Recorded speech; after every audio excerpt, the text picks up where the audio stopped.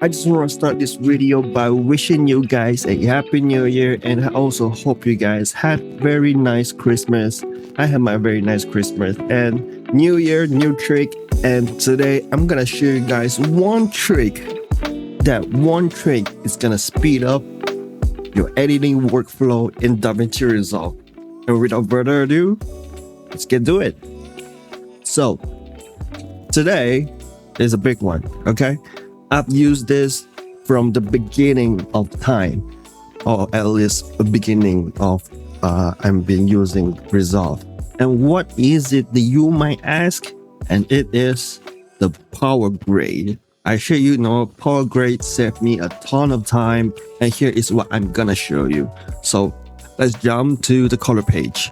And right here you can see that I have already a little bit of power grades ready, and this is my vintage lens look. This is my new light natural power PP picture profile, because my camera have picture profile, and sometimes based on different types of picture profile I use different types of power grade. So right here I've set up already two, and this is just temporarily, so how you're gonna use power grade? Very easy. So I'm gonna show you guys how to create one. So the thing that you need to do that is, I like to use power grade as a filter. Call that a filter, okay? So what I'm gonna do right now is that I'm gonna do a demonstration. See right here, there is a adjustment clip right here. I'm gonna delete it. Delete the adjustment clip, and then, for example, I want to add my filter that I use all the time right here at this moment. So what I'm gonna do is that I go to effect, add an adjustment clip right here. Just add an adjustment clip right here. Just put it on top. We can just go to the color page, bring up the clips, and we can see here there's an adjustment clip right here. This is where we just put the adjustment clip, and right now the adjustment clip is, I think it's empty right now, and all we need to do is that just drag and drop that power grade into our adjustment clip, and there we go. And then we can just go back to the edit page, and we just trim it to the length that we want. Maybe not here, right here, the length that we want. And number 8. Let's mute that for a second. Sorry.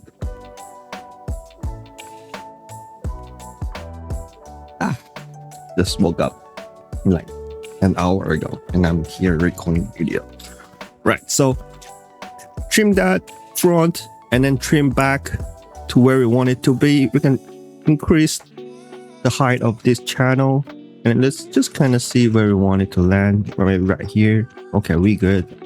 So right here we have that adjustment clip. So how we're gonna do that is that we just need to, for example, we have a grade that we already wanted, and then all we need to do is that just right click here and grab still.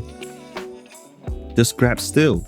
So this is my vintage lens look. You can see the vintage lens look. You can have your own filters that you want, and then when you're ready, just go right here, grab still, and then it will appear right here. So you can just drag them and place them in the power grades, and it will stay there in every project.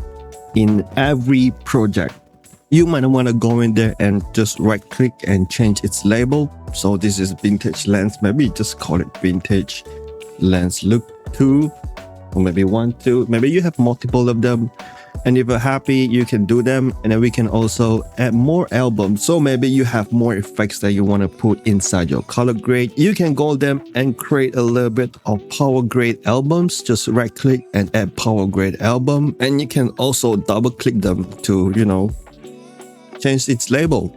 Maybe you want this power grade album to be looks.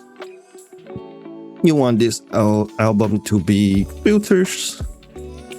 And you want this album to be, maybe you have a cinematic look. You can go to cinematic look. Okay, I cannot spell. cinematic look. So every time you create a power grade, just drag and drop them into these folders right here, and then you can just drag and drop the nodes that you want. Maybe you can create another one just for node tree, empty node tree, different types of node trees for commercial editing, node trees for talking heads, node trees for blogs, anything you want to do with it. It is very, very efficient. It's very efficient. So this one trick alone saved me a ton of time on color grading, on creating effects. I don't have to go in and recreate effect that I wanted.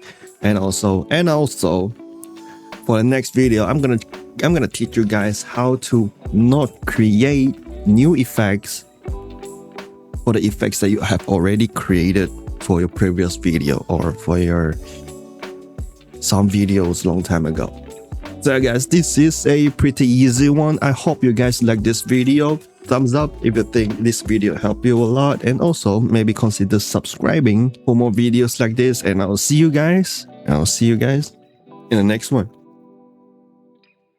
Bye.